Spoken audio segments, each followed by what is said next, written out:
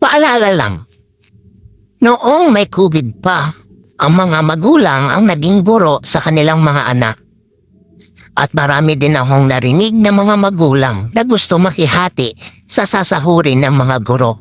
Kasi nga daw, ang hirap magturo sa kanilang mga anak. Kung tutuusin, isang anak, dalawang anak, tatlong anak, kung ilan ang kanilang anak na nag-aaral, lamang ang kanilang tinuturuan. Pero ang mga guro, bawat section, sa ngayon, umaabot ng 50 plus. Tapos may hawak pa silang 5 hanggang 8 section. Biruin niyo yun, yung mga tuturuan nila.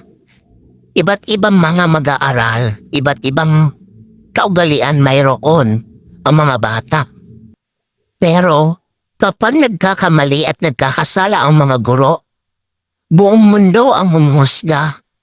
Halos lahat ng mga guro ay nahuhusgahan.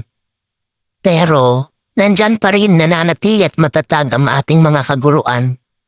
Kaya salute po tayo sa mga guro. So ngayon, alam nyo na